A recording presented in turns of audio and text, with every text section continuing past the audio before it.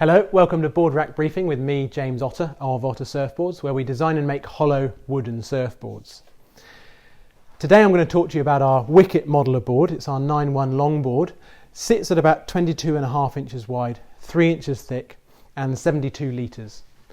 When we designed this board, we were thinking about the longboarder who might want something that's a little bit more performance orientated, or somebody who is looking to kind of move into surfing longboards but just doesn't want something that's too big and still wants some maneuverability to be involved with.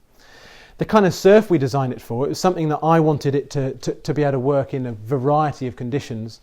So we kept a good amount of volume in there so that on the smaller days you could pick up waves really easily. And then we kind of drew the template in at the nose and tail to give us the ability to take it out on bigger days as well. When we look at the outline of the board, it's fairly full towards the front end here to give us a nice stable platform if we want to walk towards the nose. It stays fairly straight through the middle here, which gives us an incredible amount of trim speed.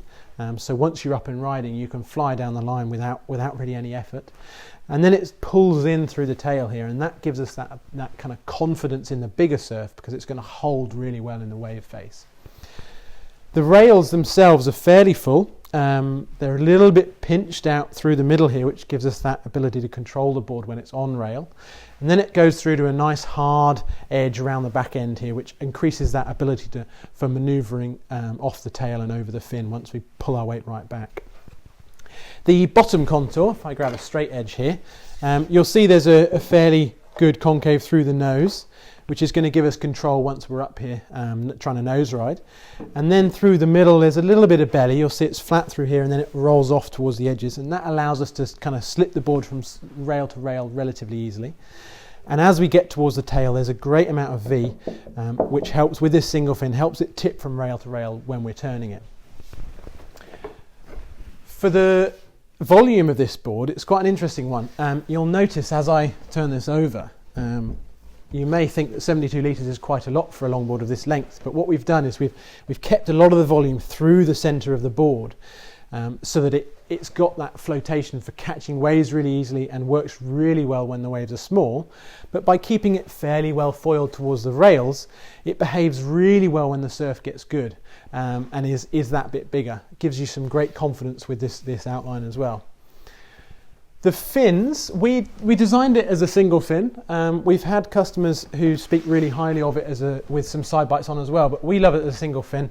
This one here was made by our friend Tony in a workshop 3 years ago, and he's gone for the fin box option and has gone for the 10-inch MD3. It's one of our favourite fins in the workshop, and we can also do wooden glass on fins as well.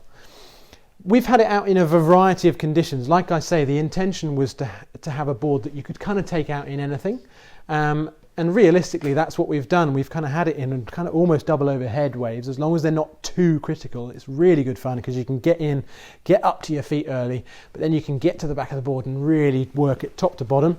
And then on the smaller days, it's got a nice stable platform at the front end here, so you can learn how to walk the board, and it still turns really nicely off the tail when the surf gets smaller. There's a few ways you can get hold of them. Like our friend Tony, you can come and join us for 5 days and make your own, or we can make one for you. You can find out more information on ottersurfboards.co.uk. You can follow us on Instagram at Otter Surfboards, and you can sign up to our newsletter to get monthly updates of what's happening in the workshop. You can also subscribe to our YouTube channel by clicking the link below, and we look forward to seeing you next time in the Boardrack Briefing when we're going to look through one of the next models in our range.